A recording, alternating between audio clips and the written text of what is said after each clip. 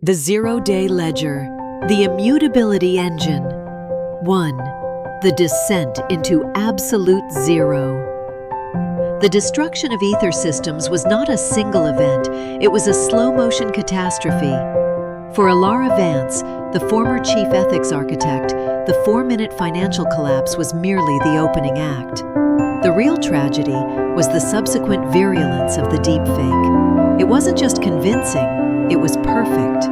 Every facial micro-expression, every subtle cadence of her voice resonated with calculated betrayal, cementing her identity as the collapser. Her mentor, Professor Alistair Roddick, died watching the replay. He hadn't just taught her code, he had instilled the belief that data integrity was the last moral high ground. His death, triggered by the digital lie, left a void in Ilara that was immediately filled by an unyielding, crystalline rage. It was a cold, pure energy, devoid of frantic emotion, a perfect engine for vengeance. Ilara's immediate priority was survival and erasure. She leveraged her residual ghost access to Ether's deep infrastructure, creating a dozen phantom identities and scattering her existence across encrypted channels. She settled into the decommissioned satellite monitoring station, the Black Box, a literal Faraday cage 20 miles from civilization, ensuring no stray signal could betray her work. Her target, Damien Thorne, the maestro, was a man who didn't steal money, he stole reality. His organization, the Narrative Consortium, TNC, was an elite digital media factory dedicated to crafting market-moving, political-shifting, irrefutable lies for the global elite. Thorne never left a digital footprint because he never touched the data directly. He only manipulated the perception of it. Ilara realized a traditional hack was futile. Thorne's security was layered, and his assets were too liquid. Her retribution had to be more final, more philosophically damning. It had to be a correction of narrative that was simultaneously financial execution. The genesis of the Zero-Day Ledger, ZDL. The ZDL began as a simple, immutable archive built on a quantum-resistant hash chain, but Ilara needed more than proof. She needed a weapon. She started siphoning, not just data, but metadata residue. The faint, fractional errors left by Thorne's high-speed deepfake rendering network. She hunted for 1. Rendering artifacts, subtle, consistent flaws in the anti-aliasing unique to Thorne's hardware rig. 2. Financial API echoes, the unique handshake protocol used by his proprietary global payment gateway, which allowed him to move billions without scrutiny. 3. Temporal signatures, the precise timestamp metadata linking his digital rendering instructions to specific, world-altering market events. Over 9 months, the ZDL grew, a fortress of undeniable truth. The final, critical component was the Chimera Protocol, the code that would execute the revenge. It had 3 simultaneous functions.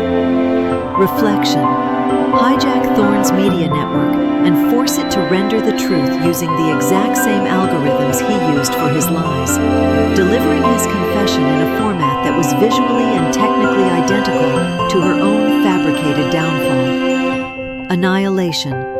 Execute a zero-out transfer of all liquid assets from Thorne's master account to the newly revived Roddick Ethical Foundation. This required a tokenized access key that could only be activated by a physical biometric master key, which Thorne would undoubtedly keep on his person. Viral seeding. Inject the complete, irrefutable ZDL archive onto the TNC servers, encrypted with a timer that would release the decryption key to global journalists exactly 12 hours after the Chimera Protocol executed, ensuring the truth outlived any immediate erasure attempt. 2. The long game and the phantom net. Ilara knew the master key was the linchpin. It was a solid-state drive, protected by biometric and temporal signatures, carried by Thorne only during the most critical launches. The Conclave, the debut of Thorne's new AI platform, the Axiom, aboard his command vessel, the Ark, was that moment. The Ark was not just a ship, it was a sovereign mobile data center. Moored 60 nautical miles off the coast of Malta, it was protected by a layered perimeter defense, sonar, radar, thermal imaging, an ionized atmosphere meant to disrupt long-range wireless communication and drones. The personal security team, the Hounds, former Special Forces operatives trained in close-quarters combat and network defense.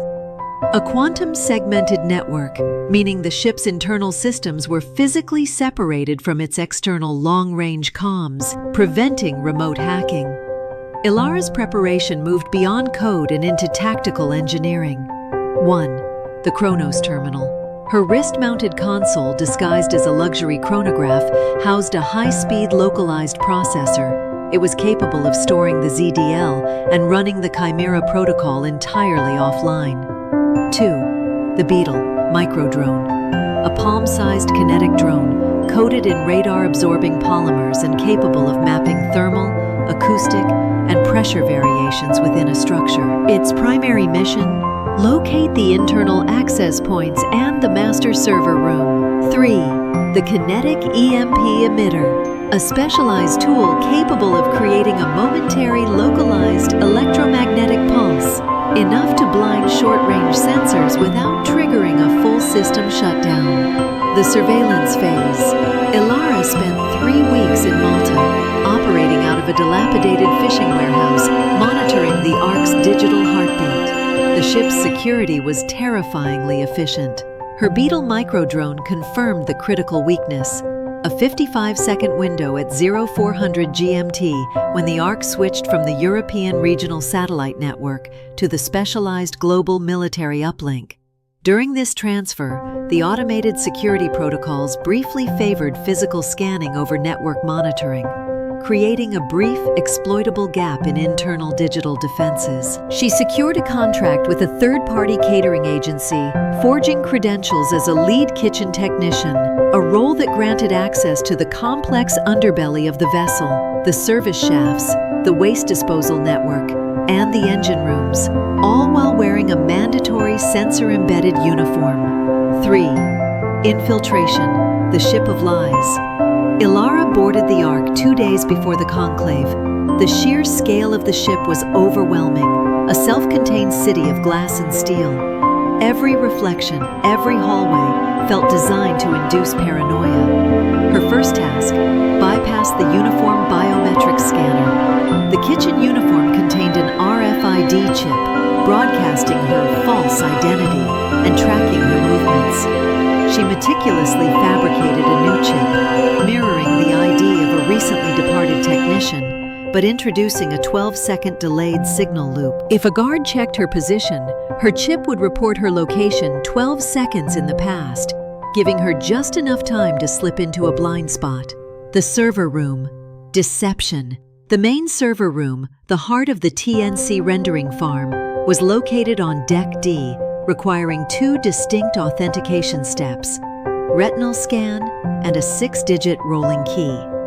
Ilara used the Beetle during a late-night service run, deploying it via a ventilation duct over Thorne's private dining area. Thorne, absorbed in a high-level video conference, momentarily displayed his wrist-mounted access device, the source of the rolling key. The Beetle captured the sequence of numbers perfectly. The retinal scan was harder. Ilara knew Thorne would never allow a close approach. Her solution was a calculated risk. During a transfer of equipment, she feigned a stumble, splashing a highly reflective, non-corrosive cleaning solvent onto a reinforced glass wall near Thorne's personal elevator. Thorne, annoyed, paused to wipe the splash away. In that fraction of a second, Ilara's Chronos terminal, disguised as a cleaning buffer, captured a high-resolution UV spectrum scan of his retina from a distance of 3 meters. That night, Ilara crept to the server room. The retinal scan failed on the first attempt. The reflective solvent had left a microscopic residue. On the second attempt, the door sighed open. Inside, the room was a cathedral of cold, humming power. But the master key was not there. The docking station was empty. Confirmation. Thorn keeps the master key on his person during high-stakes events. The realization was a punch to the gut. Her plan had to pivot instantly from digital plant to physical confrontation. She still needed to install the echo chamber payload to execute the reflection protocol, but she could not trigger the Chimera annihilation sequence without the key. Before leaving, she planted a small directional sensor that would alert her if the room's erasure protocol was activated. She left just as a routine security sweep passed the corner, the 12-second delay on her RFID chip providing the margin of life or death. 4. The sub-level duel, the hounds unleashed. The next day, the tension aboard the Ark was unbearable. The world's financial and political elite were arriving for the conclave. At 3:59 GMT, Ilara initiated her final approach, descending into the ventilation shafts above the grand ballroom lobby, a high-risk staging point that gave her a direct line of sight to the main dais. She was fully geared, the Chronos terminal locked down, the EMP emitter charged. Then, the trap sprung. A voice, not synthesized this time, cut through her earpiece. Thorn's voice, raw and triumphant. "You're predictable, Ilara. You couldn't resist the aesthetic of vengeance. Your heat signature in the ventilation system is quite pronounced, Collapser." The panel beneath her instantly detonated, sending her sprawling onto the steel mesh flooring of the service passage. 3 men, the hounds, were waiting. They were not just guards, they were the apex predators of Thorn's physical security. The action sequence, the frozen maze. 1. Opening move.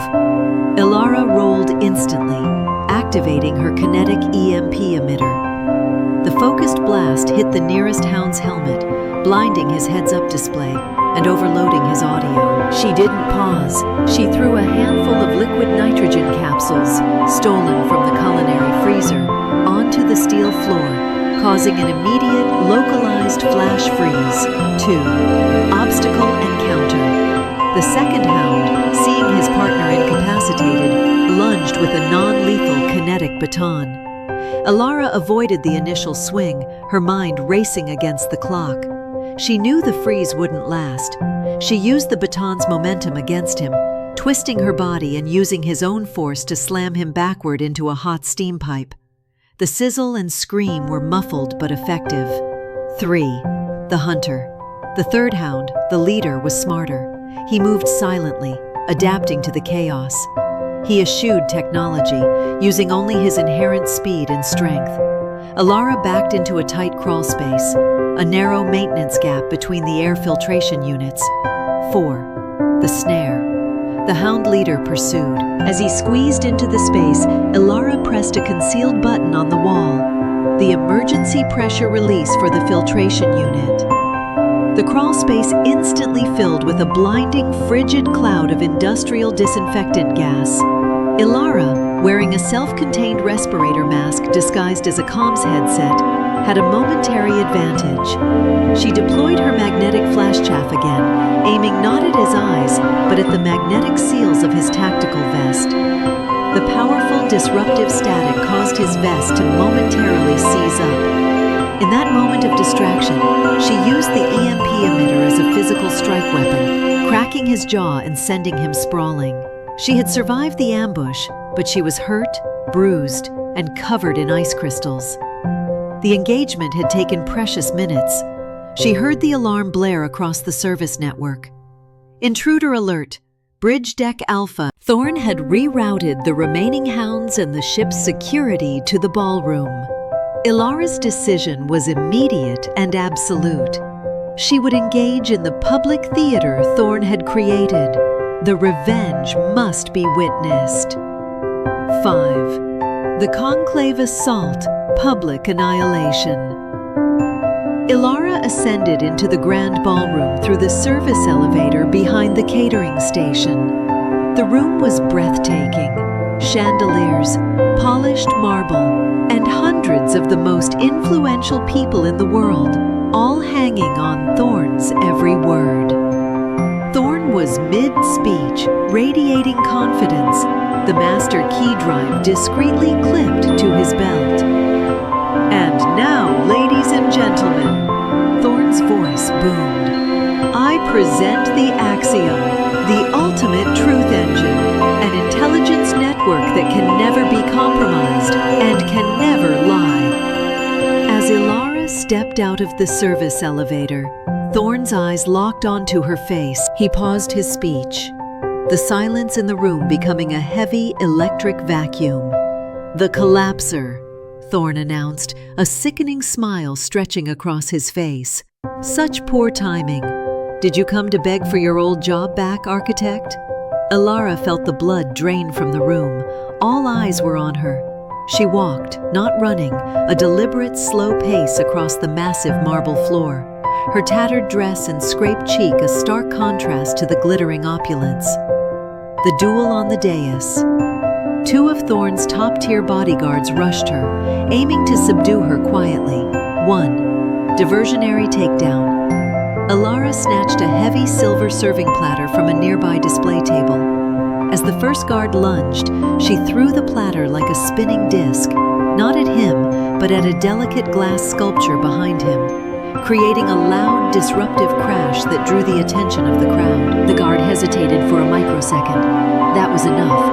Ilara drove her elbow into his solar plexus, dropping him instantly with a guttural gasp. 2. The weaponized terminal. The second guard was faster, drawing a stun pistol. Ilara couldn't outrun the projectile. She used her Chronos terminal, quickly decoupling the EMP emitter and aiming it at the light fixtures above the dais. She fired 3 pulses, causing the lights to flicker violently and the sound system to momentarily squeal with feedback. The guard, momentarily distracted by the technical failure, lowered his stance. Ilara used the opportunity, delivering a devastating, focused kick to his knee, sending him crashing into the presentation podium.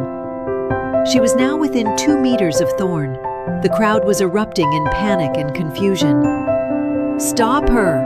Thorn screamed, finally shedding his mask of calm. Ilara reached the podium and with one fluid motion, slammed her Chronos terminal into the main presentation port. Her code overwrote the Axiom's splash screen instantly. 6. The reflection and annihilation. Thorn was furious but still in control. He pulled the master key from his belt and held it up, his finger hovering over the self-destruct button on the casing. "It doesn't matter what you planned, Ilara. I have the data, I have the fortune, and I erase both right now." "Too late, Damien." Ilara's voice was strained but cold. "The ledger isn't planted, it's live." Chimera Protocol. Execute reflection sequence. The giant screens flanking the dais, Thorn's proud billion-dollar media displays, went black, then ignited with the terrifying clarity of the deepfake reversal. The screen showed Damien Thorn's face, identical to the terror Ilara had endured, detailing his financial crimes, his corruption of Professor Rodek, and the precise methodology used to frame Ilara Vance. The voice was his own, modulated to sound utterly believable, devastatingly authoritative. As the confession played, Ilara initiated the final script. Annihilation sequence. A bright neon green window flashed over the digital confession. Processing. Transfer sequence initiated. Thorn master account to Rodek Ethical Foundation. Thorn watched the numbers update in real time, his account balance dropping in massive billion-dollar increments. The crowd, the high rollers who had funded his crimes, watched in mute horror as their maestro was financially immolated. "No, that's impossible!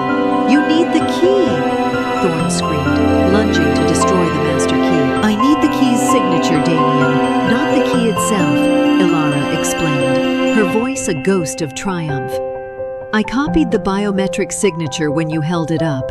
That signature is the final token for the transfer. The transfer is done. $7,214,883,901. Transfer complete. Account balance, $0. Thorn was ruined, publicly and absolutely. His empire, built on a mountain of digital fraud, had been instantly zeroed out.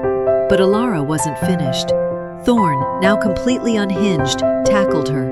They crashed onto the dais. Ilara felt the master key drive still clutched in his hand. In a final, vicious struggle, Ilara didn't fight him physically. She fought the device.